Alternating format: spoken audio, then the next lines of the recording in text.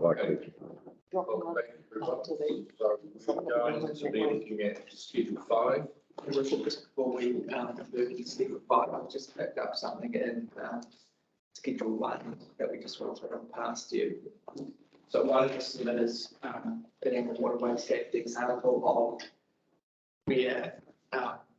where an overlay has come in the district plan through resource consent that's changed the activity status. So it's found mobile as residential zone, but it's got a vertical overlay. The mobile on the corner of Petrol station. So the zoning in the district plan is residential, but there's a commercial overlay over the top of that, and they, I think, correctly raised that the rules that should apply to that site would be the commercial zone rules, because that's the activity that's operating on that site. The text of the bylaw points only to the zone, and so we'll bring back to you at adoption just one further change that will go above the tables that essentially says it will be the zone and overlay or resource consent, and those will be the rules that apply to that site. So one area is, I think, because the reason I'm asking is because at the moment there is a new commercial building being, which I think is going to be a cafe or something. yeah, and that will be the same. That will be the So waterways is just an example. We have dotted around the whole peninsula where you'll have historic. If I can example, we've got Achilles Dairy, which is in a residential zone, but it's a site-specific commercial activity, and it has always been a dairy, and now it's real estate agent next door. Those rules should be commercial rules that apply to that site, because that's the activity that's happening on, literally happening on that site. So you will make those changes, we will cover that at adoption. Yes. Is everyone okay with that? Yeah. Thank you, Brian.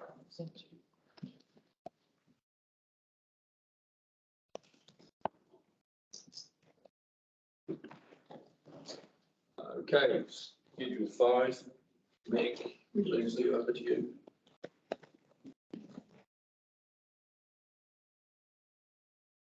So this was a new schedule that we added in the notified version because the 2017 version didn't have anything about a digital billboard or a changeable message sign. What we're proposing to change now from the consulted version is that there's quite a few different changes. The main changes are that we're bringing in a new second table that just deals with illuminated signs, which is slightly different, as submitters have pointed out, from slightly different from a digital billboard that will have a message that changes around. So there's this new second table. We're changing the term again away from digital billboards to changeable message signs. And then there are also a handful of further changes to those restrictions in the first table. And those are in response to either a submission by Kotahi or another submission that we felt was appropriate to make, so that the those restrictions were more in line with best practice for regulating digital billboards with changeable message signs.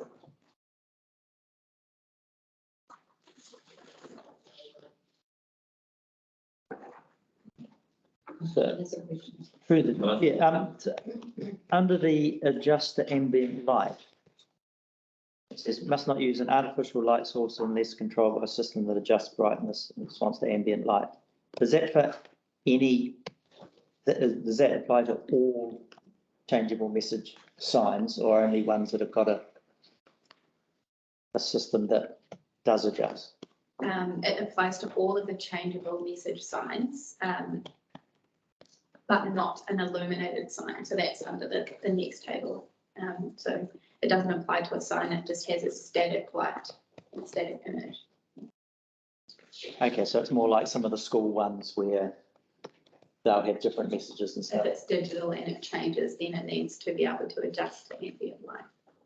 And that is, yeah, we just went with the expert advice on how that's worded. Right. And that was. Yes, yeah, one Kotahi, and we had a little bit of other. Meg, can I just ask a couple of questions around that 40 characters text, the below 70 kilometres an hour and above 70 kilometres an hour. So the 40 characters, is that based on any particular? I'm thinking some Whakakatāi signs have more than 40 characters on them, especially if it's a place name or something like that. So why was that? Wasn't around that number? This text is directly from Whakakatāi, so they are the experts in regards it's appropriate to just copy that text in. Yes, also there's some size requirements of those lettering as well, at certain speeds. So does that then fall in line with the size of the display board or illuminated board or what? So are you talking about the stuff in another schedule, which has the restrictions on the size of the lettering? Well, like you have to have certain signs for Whakakatāi to put a sign up. It's got to be a certain size, or whether it's on a main road or a certain size, whether it's on a 30k road. So how does that factor in with 40 characters? It's just that's the maximum you're allowed to use regardless. Is that what it says? I wonder, are you meaning for state highways? There's some other. Well, 70 kilometres above or 70 kilometres below. It could be on state highway, it could be on our local roads. This bylaw will only apply to local roads, not state highways. And if there are some other, like there is a Whakakatāi or EZTA science bylaw that only applies to state highways. So it might be that you're thinking about the restrictions in that bylaw. But doesn't this align with theirs? Yeah, to be honest, we didn't do a compare and contrast of that. I haven't done contrast. We have just used the submission from Whakakatāi on this one. Can I Okay. clarify? So the bylaw applies to private property. It is along the state highway, though. Oh, yes.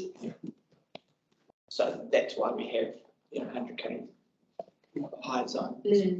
Yeah, that's a good point, Brian, through the chair. So in general, there are two bylaws that might apply in the district, and one would be for signs on the state highway, like within the road carriageway. But if you can see it from the state highway, if it's on private property, then this bylaw applies to sort of fill in the gaps. And you'll quite often get that. Those signs are like, on corners of state highways and things like that. There's a lot of signage that actually goes on.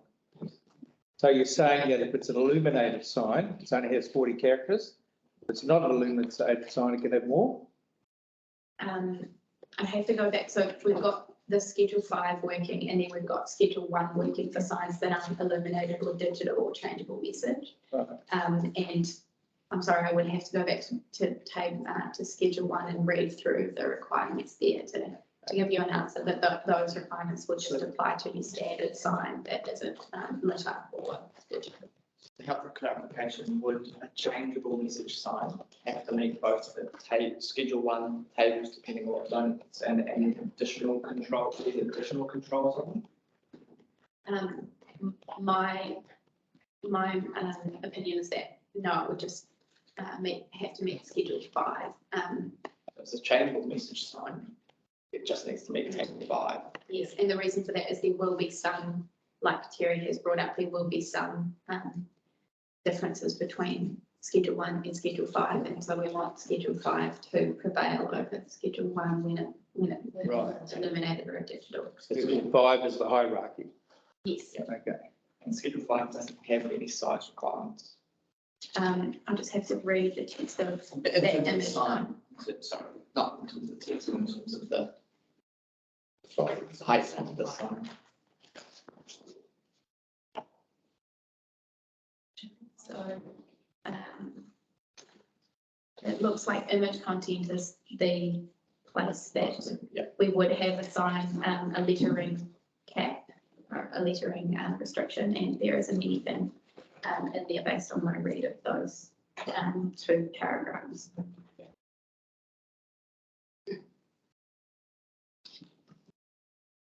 So I guess what we don't want is a hole where someone puts a changeable sign on their private property in Schedule 5, and then they have multiple of those, Table 1, it should be, in my opinion, cross-referenced with Table 1, so that if you are in a residential zone, you are still limited to one every X. If you choose that to be a changeable sign, then there's an additional controls. controls Mm, with yeah. the Schedule 5 will kick in. Yeah, so through the chair, maybe it's more correct to say instead of that changeable message signs don't have to comply with Schedule 1, it's that Schedule 5 will prevail over Schedule 1 where there is a conflict. So, and maybe to make that clear, we have table 1 additional controls for changeable message signs. Okay. Yes, I'm a little uncomfortable with no reference from Schedule 5 to Schedule 1 and making sure that there is compliance with the requirements of Schedule 1 if that link isn't done. So I'm liking that suggestion. So just to clarify in my own mind, this only applies to signage on private property. It's nothing to do with council road reserve, nothing to do with state highway road reserve. It's only digital signs on. But it could be, if it's on a state highway corner, state highway then has an influence, so, yeah. On private So property. it will apply to the road reserve, but I guess what trumps that is, signs can't be placed on our property without our approval. Yeah. And so in most cases, the signage that is going into the road reserve are our signs or agency signs, which have the general exemptions, so we don't need to worry about those. If a private property owner or event owner, we can put a sign in the road reserve, the ability to deal with that. We've got With the previous bylaws anyway. I guess what we're just making sure we're clear on here is that this bylaw applies to private property and signs that can be placed on those corners of state highways and intersections and the like. And we just want to be making sure that if it is a changeable sign, it first meets the sizing of that sign and location requirements of that sign. And then additional controls for changeable message, which is actually about how that message changes, and it's very prescriptive, as you can see. Okay, Brian, can I just ask a question around that? We've got message signs that we put up around town about water. Does this apply to that as well, the 40 character thing? Is that automatically kick into this? So we've got an even field or not? So I would nearly think that the general exemption would apply to everything. And so we from a best practice perspective, would want to meet this as much as possible, but our signs are generally exempt from the bylaw under the section. What we look at. Okay. Okay. So subject to those links being set up and subject to those coming back to us at adoption. Well, we could, is there anything more that we need to do other than? What about the dark night grant? Does that fit into this one? Yeah, we can come down just on this issue, just we want to just have additional controls, changeable messages and deliberate and resolve that. Now, what do you want to think about it, bring that back to? Through the chair, I would think it would be good to add a clear direction as well as the additional controls, just to say that in this situation, Schedule 4 or 5 prevails over Schedule 1, but that those signs must usually comply with Schedule 1, if that makes sense to you. And so, we could go away and have a think about how to word that and bring it back to make some decisions on just. I think that's a nice simple statement there. So that's just clear, isn't it? So can we just go back to just the ambient light and the maximum limits? And is there something in there that says they must not shine up instead of down? Oh, this is the dwell. So that's, this on table 2. Can I ask a question? If I've been trying to find the answer, what is the cost difference between the lights that throw out light to the ones that shine down but still, light up? I look out our window from the tower and the ones on the road are subtle and down, and the one in Winchton Park are like blazing lights. And So Gary, the new LEDs all shine down and the old ones flat.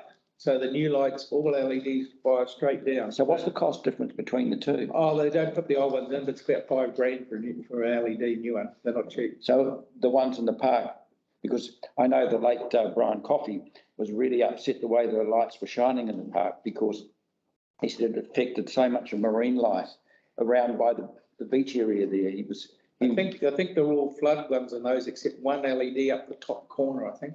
I'm not too sure, but I know that they've upgraded one of them. I'm not too sure about the rest, so. Well, but they, like, it's like a blazing thing. You see tourists come and say, why have you got this amazing area? It's just like daytime and it just seems ridiculous. Are we on signs and? No, I'm just asking the question rhetorically, because I don't know. Is it so much more expensive to have lights that are sensitive to the demand? Through the chair, I'm sorry, I don't know. I've asked and made inquiries, you might know. Yeah, I mean, I suspect how far a light spreads out is determined by what enclosure you've got around the light, rather than what type of light it is. Except I've had a whole lot of stuff accidentally come to me from China, showing all these lights they have. Yeah, because I mean, that light there spreads out quite widely if it had restrictions around it. We're off track. Well, yeah, Sorry.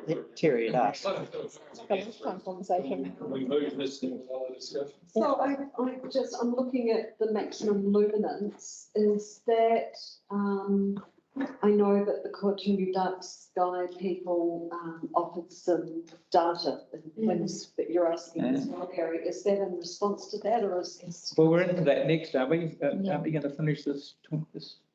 We could get into that now if that works for everyone, so. So long as we keep the discussion to how it relates to the signage and the regulations that we're working on here, I'm not that keen for this to morph into a general discussion around lighting around the district, because I think that's a different discussion, as long as it stays on topic with signage.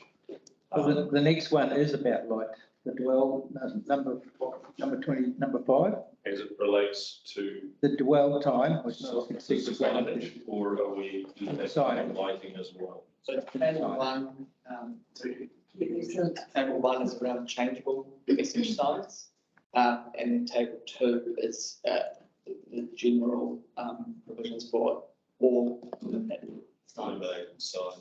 But if I can just tweak that a little bit, Brian, so table one is about a sign that will switch, that the images will switch and it's a digital sign, and table two is about a different set of signs, which is static. Yeah, and they have either a light shining on them or a light from within illuminating them. So table two is static signs, Yes. and table one is changing message signs. So just to be clear, the lighting aspect comes into play when it refers to the signage that we're discussing, not the general lighting policy across the district, which I think is a big subject. And it goes back to the dark sky thing, but it is a different subject. It's not what we're covering today. Sorry, to the chair. So if I like what you said about the difference between the two tables there, but looking at that, then the controls for illuminated signs, there is no maximum luminescence for them. So you saw that first, through the chair, that first requirement, Waka Kotahi New Zealand Land Transport requirements. I'm sorry, I can't remember exactly what all of those different ones are off the top of my head, but I would be surprised if there isn't some restrictions on how bright a sign can be in those in the traffic control devices manual. Just scroll up there, some of those numbers are. Here's the maximum Yeah, they are. luminance. Yeah, Just go down to the maximum luminescence there. yeah, I think, so we probably need some clarity here, because that table one reads the changeable signs. Right. And then when we go to static signs, we haven't replicated all of those criteria to static signs. And probably we want to change the name of the table controls to static illuminated signs or like clear. Yeah. But I do see Councillor Sinclair's point is that there isn't anything specific in this table that is around. However, if that is covered in the Waka Kotahi Traffic Control Devices Manual, then is it worth putting a list in there to say, such as maximum luminescence, whatever? Yeah, in terms of education, possibility it would be better if it was in the table so that people know how they Yes. can combine our staff. No, Yeah. rather than go through a manual, so. So if I can think of an example, there's on Holland Street, there's a liquor store sign with this big square thing with checkerboard and some cups, diamonds or something. It's this big block of LEDs, and it's really bright. And I'm not seeing anything on that prevents it from shining up. It's miles away, so is that an example of something that we need to cover to try and work our way towards that dark sky objective? So through the chair, I would say I can go away and have a look again at what is in that part 3 of the traffic control devices manual to check if there are some controls around maximum luminescence. If there are, we could make that upfront in this table to say that these are the things that are included in that other regulation that we're piggybacking on. And if not, then we can propose some further restrictions that basically copy from that table 1 to bring it up at the adoption stage. I think that's a good idea, but also as we start to address, as we have the direction of light, and I know that it's covered in a number of other parts of the rules and regulations we're putting in place, the direction of lights is to prevent light going up. If we're heading towards that dark sky. So did you say that was going to be covered under the district plan? Yeah, I'll hand it back to staff. The recommendation to address dark skies was best done through district plan. Some time on. Through the chair, the Cotuina Dark Skies Trust is preparing a private plan change that will address some of these delimitation issues. Good, so you It is a talking. private plan change, so the council is going to have to make a decision on that plan change. So I think it's best that we be quite neutral about our views on that private plan change, whether we can support or not, or by any of the provisions. We haven't seen the change yet, so. Meg, can I just read this out because it confused me? The dwell time must not exceed the greater of 30 seconds or the dwell time required to ensure that no more than 5% of road users view a change in the image or display while using the portion of road network from which the changeable message sign is visible. So how do they measure that? So through the chair, again, this was wording recommended from Waka Kotahi, and we've used their expert advice on that. So I could try and explain what that second part of it means. If it's not 30 seconds, then what the second arm of that actually means. Is that what you're asking? Well, how do you gauge 5% of road users? Yeah, I'm sorry, I would have to ask one of our traffic engineers how they'd usually go about that. That's quite an awkward thing to identify in my mind. Can I just add to what Terry's saying, that Waka Kotahi messaging would be around information, traffic information and road safety. Somebody who's got a digital illuminated sign on private property is aiming for different objectives. They're not there to deliver a message of traffic safety and information, and if they are, then they're probably breaching some other traffic information bylaw. They're not supposed to be doing that. It's not their job. They're trying to get information across about, you know, their puppy pampering service or whatever. So are the Waka Kotahi guidelines appropriate for what we're trying to achieve?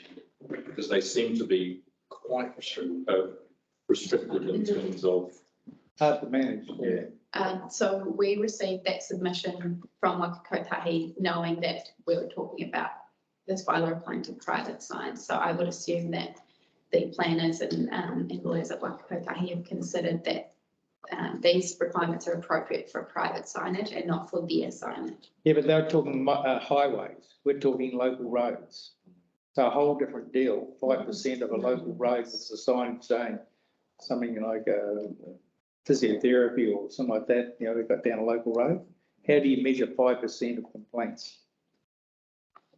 So again, I think that Waka Kotahi probably would have had like the local road example in mind when they made their submission. They did input a lot in the 2017 review of the bylaw and recommended some tweaks that we could make to how this bylaw applied to local roads. So I think they are aware of how these restrictions apply, and then I'm just thinking about signs on state highways.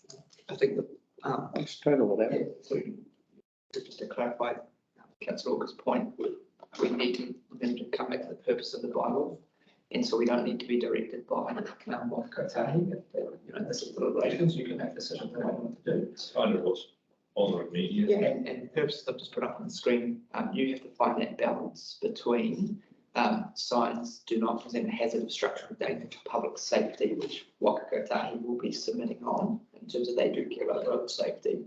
But you balance that with allowing businesses and activities and events to be advertised, promoted, and this bylaw is generally just trying to protect from nuisances that affect other people and that will go there's many values. So It's quite a costly exercise to decide, find 5% of a road user. yeah, and I think that's a valid point that we do need to discuss because the enforceability of that Yeah. and the ability for members of the public to comply without being thrown into it is very difficult. So we have a decision, I guess, in terms of table 5, before you direct staff to go away and work that up, is do you want to I think you need that control, but you need it in a more usable way. You know, to me, it's very difficult to implement and you'll have trouble. So think about doing it in a way that's more practical. Rebecca, sorry, waiting for a while, sorry. No, that's okay. I don't have an issue with it. I think that they will have understood what they were submitting on, Waka Kotahi, in terms of this is a bylaw for local roads. And I think that they will have had lots and lots of very sort of expert people look at this, and I would feel comfortable. I do feel comfortable complying with sort of the requirements that they supply. Yeah, I'm disagreeing with that. Where I'm sitting, I think Waka Kotahi have come at it from, we are a roading organisation, we do road safety information. This is about advertising and information, private property for a completely different purpose from what Waka Kotahi are addressing. So can I just ask Leslie, and then we'll come to you, Dylan, is that okay? Through the chair, I think this section on, so the rule is that the dwell time must not exceed the rate of 30 seconds or the dwell time required. Yep. So we have that first arm of it, the greater of 30 seconds or required, ensure that more than 5% of road users. I think if it came to a prosecution, that's what we would measure. So it isn't like we would have to be going around. It's only if it comes to a prosecution. Yeah, but that would have to be measured at some time at night, at some time when there's traffic on the road, and there's so many variables to find 5% of moving traffic.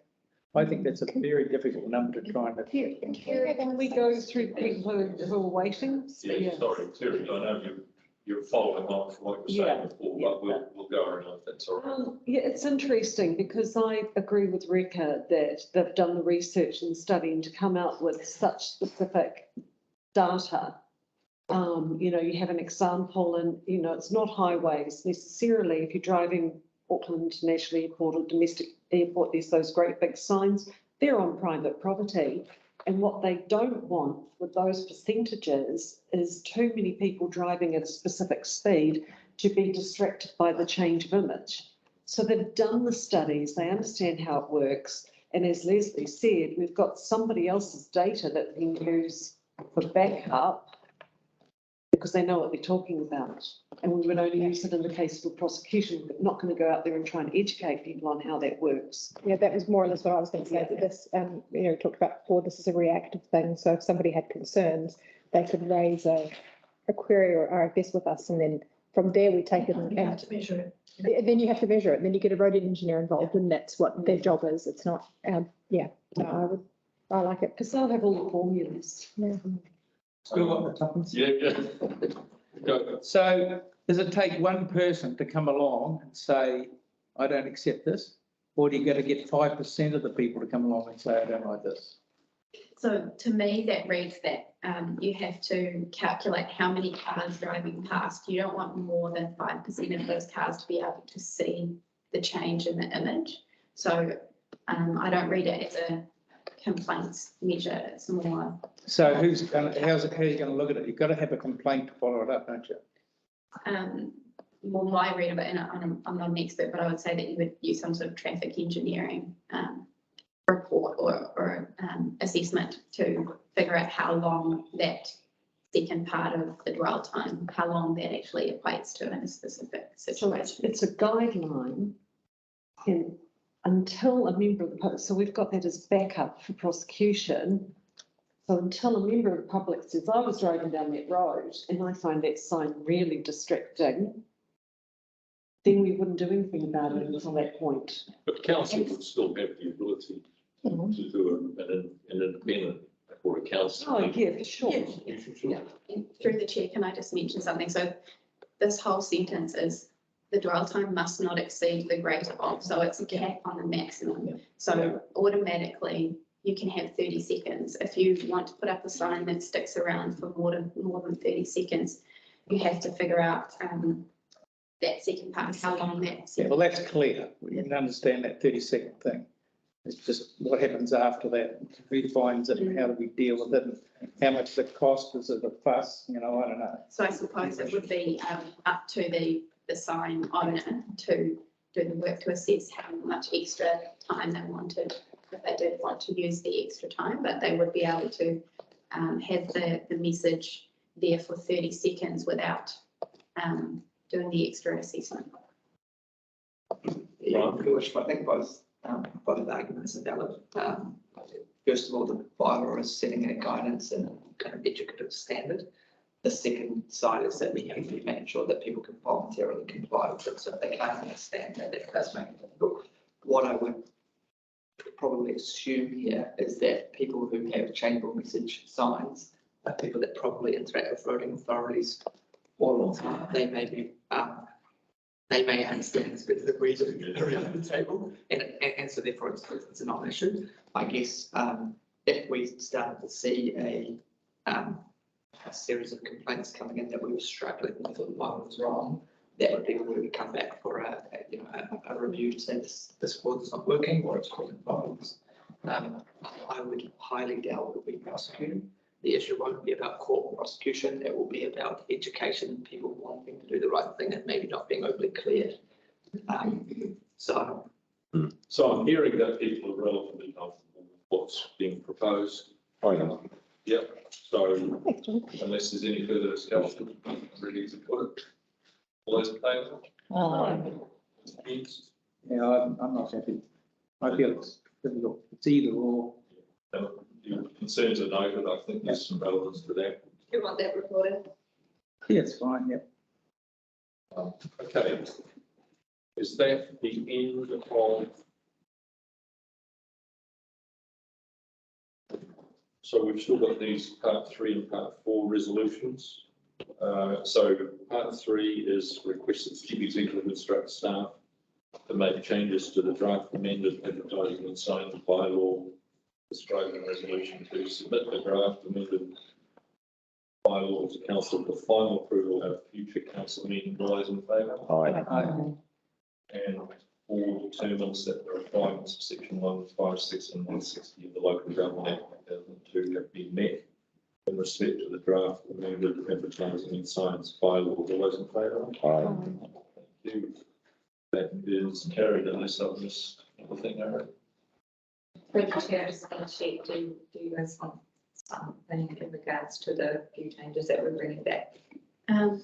Through the chair, I was just wondering if perhaps resolution 3 could also mention that there are some further changes that we've discussed just now, as well as the ones that are included in the text of the resolutions for 2. Perhaps a small change to resolution 3.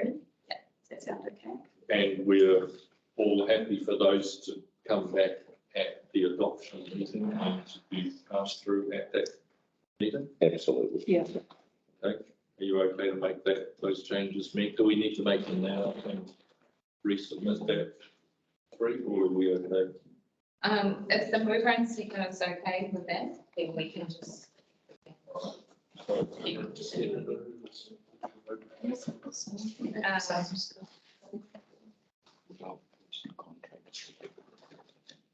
It was councillor Walker and councillor Connell. Okay. Councillor Walker, councillor Connell, you comfortable with that? Yep. Okay. Absolutely. All right, done. Thank you. All right. What was that, John? That's a prior appointment, so. Same. Yes, that, but Sorry about that. Well, those, we have meetings at 12 o'clock. So this is not going to be done by 12, is it? Could be.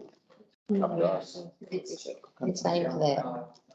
So before we finish up completely on that, thank you, Mayor. Yeah, thank you, Leslie. There's a lot of so good job, and around a cup of tea around there, lots of compliments. I mean, about your that. phrase, I'm not involved. Thank you. Good clarity. Young, intelligent, understands. Okay, Are you still? so we're going to go No, to no. 2.3 deliberations of the proposed dog control policy and dog control bylaw. Welcome back, John. Through the chair, our consultant planner, who unfortunately is delayed. So we can start this item without her, if you like, and then we, You have nothing put into it yourself? I'm the manager, yes, I did. You did. Jose Klein with me. Jose Klein, who some of you may have met, she's a policy planner in my team. She's also been assisting Emma Wright McCarty on this bylaw. Okay, so what we would like to do with this is where there have been no changes to the proposed policy, and you'll see that on your sheet there, no change, and where the no change policy has not been, there hasn't been substantial input from submitters. Can we just get a point of clarification, please? No change means no change to what was put out for consultation, Yes. not no change to the existing bylaw. That's a very good point, and I think we. I just want to make sure that everybody, is that correct? Yes, that is correct. Okay. Both the policy and the bylaw, because we are now, to be clear, considering two documents. Yes. We're considering the policy, the proposed policy, and we'll follow on with considering the proposed bylaw. There is a duplication, as it were, that one gives effect to the other. Both contain schedules for restrictions in the area that are identical. And so what we will do, we'll go through probably the restrictions in the dog policy, in the schedules in the dog policy, and then it'll make it much easier when we get to the bylaw, because it basically replicate. The reason for that is when we came to for a draft to go out, we were showing the differences between the draft and the current. So we would have shown that difference at that stage. Then we're going to have a draft and we're saying after we get our submissions, these are further changes to what you had previously seen. But I know that there is a delay and that might be something that we pick up after about how we structure this. So in the cover report, we also have comprehensive report. The comprehensive report doesn't have the track changes. It does in boxes as a recommended. Okay, so we're going to work off the comprehensive report. Well, we can work off the cover report, which has the resolutions in it. If we want to refer back to the comprehensive report, we can. Yes, that would be very helpful. So I guess the only concern that remains is that where there is no change suggested or proposed, but there's been 57 submitters saying actually what we want to change. Staff recommendation is that there is no change. That creates a tension. We need to be aware of that. So we would be alerted to any situation where, even though it says no change, there has been There, fairly substantial. yes, and there were 200 submissions to this bylaw, so of interest in it. Most of the submissions, I would say, came around the schedules, around specific restrictions, which you can speak to. And in the comprehensive report itself, it does, you do get an overview of the submissions that were made. And you do get a, there's a submission analysis table of contents just to help you. So under the dog control policy, we have summary of submissions, for example, on part A. So we can work through those. Through the chair, I think it is not an easy thing to actually go through and understand that on at the level that this is at. And I think it would be very worthwhile to step through it in the same way that we did the last session. So even where it says no change, if there is something fundamental or structural that is changing, I think we should understand that as part of these discussions. Yes, and if we are proposing to change something, it will come up in the resolutions. Right. Through the chair, I couldn't agree more with John because this particular deliberation has got the highest interest from our community, so. Okay, so the only other thing that we need to be aware of is that who needs to go at 12? Oh, I'd like to, but probably won't stay. This is a big one, so we've got to try and get a structure in place so that we're able to. Was there anything planned for after this? Okay. There's no briefings or anything? No briefings or No, anything after this? Well, that's good news. 45 minutes. You just go to your schedule and I'll just go get some station. Get out of town and see my brother. I'm comfortable with that. Do we just need to alert you when we wait or defer that? Yeah, we'll just keep looking. Yeah. Okay, Thank you. right, thank you. Okay, so let's, if you need to do that, we'll go through from the beginning. First of all, can I get a mover and a seconder to receive the report? I'll move it. Two Johns. Sue Johns, Sue Johns. Back. welcome back. Right, so we'll work through part A of the proposed policy, clause A.5, Matariki. That's pretty straightforward. I don't think there's any issue with that. All those in favour? Aye. Aye. King's birthday, all those in favour? Aye. Did someone say no? Aye, no, aye. That's still the three changes. So I'm going to look at the objective 1, 2, 3, and 4, where there are no changes, and I'm going to ask Leslie, in those 4, are there any of those that have had significant submissions either for or against, or are there any things that we need to be alerted of in those, or can we? So as you can see on page 98 of the comprehensive report, we got 6 submissions supporting objective 1, which is about minimizing potential danger, distress and nuisance to the community. They from the Department of Conservation submitted on that. And then there were 10 submission points which noted issues with the objective. So our analysis is about that, that balance between minimizing danger to the community and the native wildlife in that balance. So we think that the objective as it stands, as proposed, does do that. And so we feel that we recommend a change to it. So the staff recommendation is that having considered the submissions for and against that there is no change to the proposed policy. Proposed objective, yes. So, discussion on that, please. Can I just add within that, at the top of page 98, Yes. it says, sharing information on how to contact DOC regarding the policy of dogs.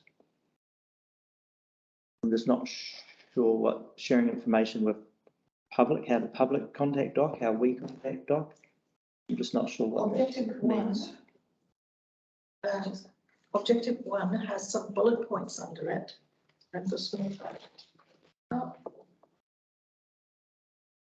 just read that for you. Objective one says that council will minimize potential danger, distress and nuisance to the community generally and to native wildlife. And it has some questions. How will Thames Coromandel District, what will Thames Coromandel District do? It will work with the Department of Conservation to ensure welfare of wildlife by identifying sites, adjusting areas, sharing information about how to contact the Department of Conservation regarding its policy on dogs. So that's our sort of pledge to the community, that we will share information with DOC about our policy on dogs. So we have a relationship with the Department of Conservation. Okay. That we continue to share information. I think it's very much an ongoing relationship that we have with them. Okay, any further discussion? Sorry, thank you, Elizabeth. Any further discussion around objective one? Well, I think just at a broad level and to make sure I understand the statements around the relationship with DOC in regard to this. So obviously we take a responsible view in regard to any known issues and what we can do around that. But the whole issue is very broad, isn't it? Because it could be cats that are doing it. It's not necessarily just dogs. It's and the need to make sure that we provide the best opportunity that we can, I guess, for people to be able to enjoy their time with their animals as well. You know, so it's the balance of the whole thing has to be obtained. So I say that just in the context of what is written here, that there is broader considerations that one has to take. Yeah, I'd be concerned that the dog tail is wagging the dog, the council dog. Oh, goodness me. Sorry. Yes. I had to Strike that from the record. I'm sorry. But it's clear what I mean, you know, that how much responsibility or how much power, you know, either way, does DOC have over our decisions? Is it like an MOU? Is it just an intent?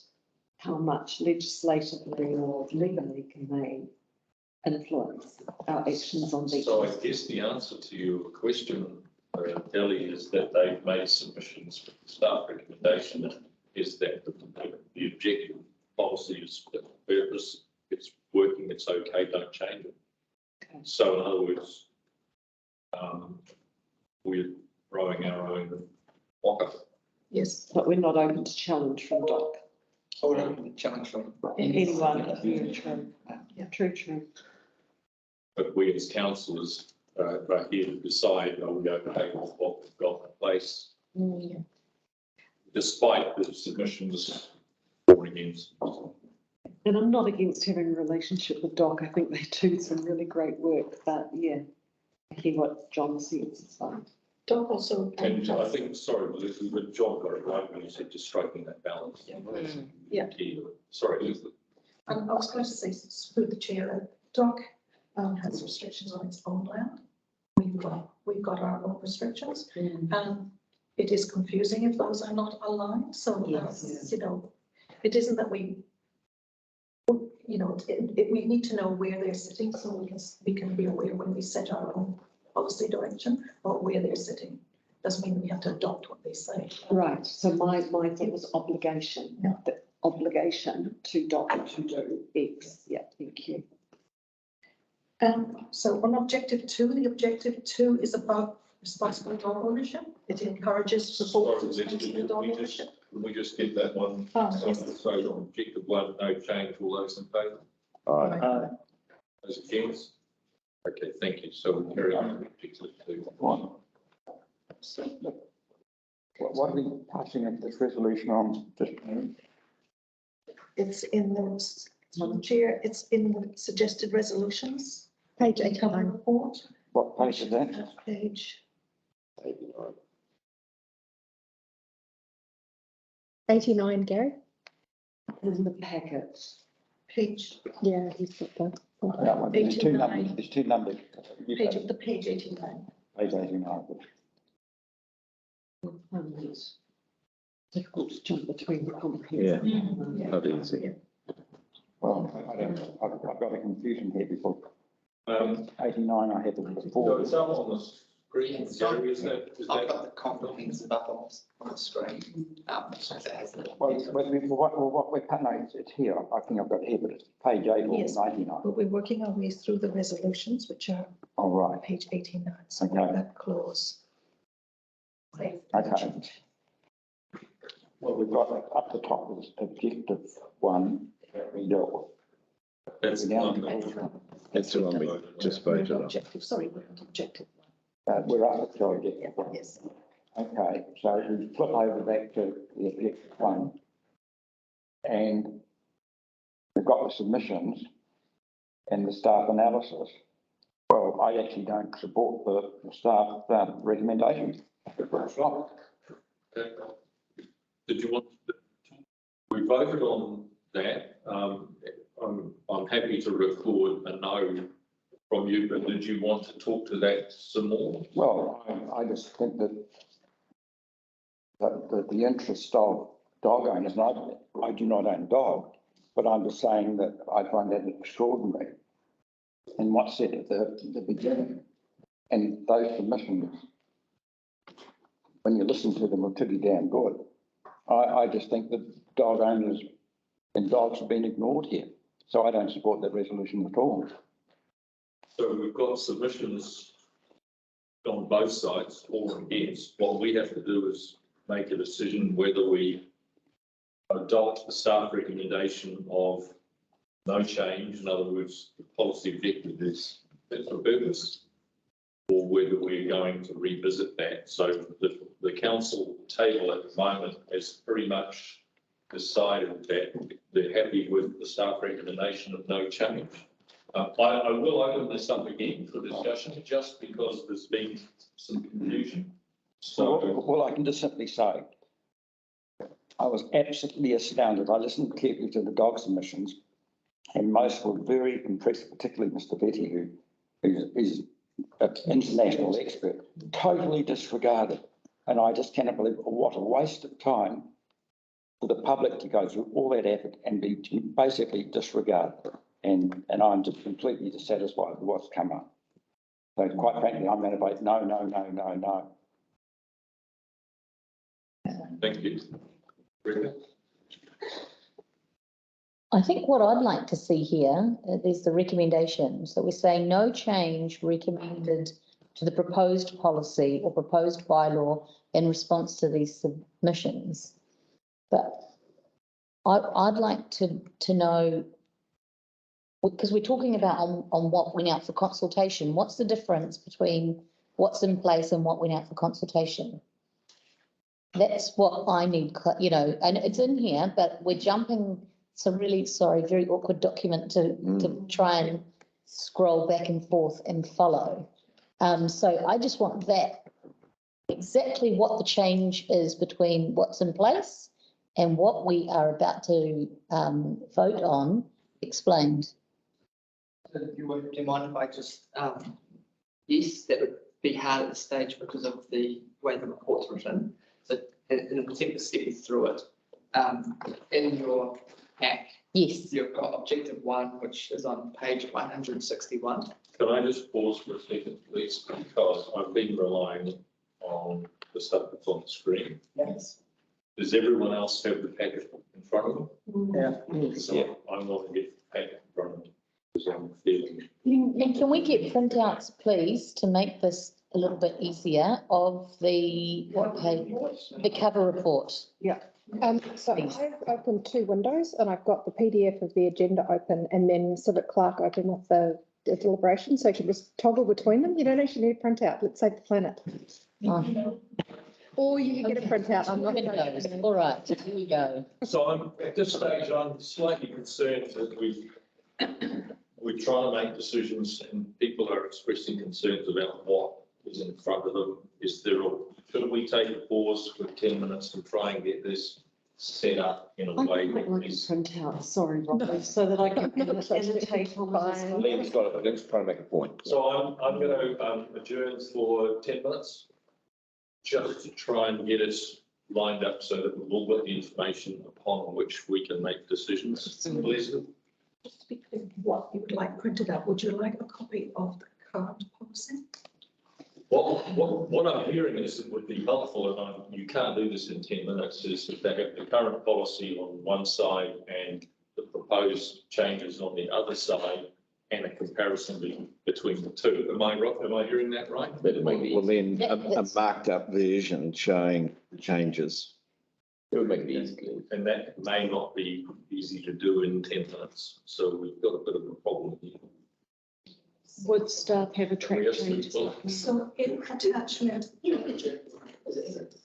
the chair, in attachment B to the comprehensive report is the policy on dogs with the changes that we are proposing in the resolutions as track changes. Okay, gotcha. The track changes though, from, The ones that we are on consultation, the changes to the proposed policy. so I guess what I was going to talk to was that there isn't too much of a change in this bylaw compared to our current bylaw, and so I thought it would be sufficient to give you a printout of the policy, a printout of the bylaw, and we can reference that when we go through the staff recommendation on each one. But we can go and see if we can find the current ones that I don't know. If lunch here, you couldn't share it. We could do it. I think let's do that. Well, can I just clarify, because attachment B says May 2023, Yes. proposing what they're recommending. What in fact, is that in fact what current dog registration, whatever it's called, policy on dogs is, or isn't it? No, I can see what you've got in attachment B, Councillor Gottlieb, is the proposed policy that would be adopted in May. It isn't the current policy. And so if you went to that just prior to your worship, if you go to objective 1, which was page, sorted out, 7, that's objective 1. There's nothing in there that's overly controversial or offensive.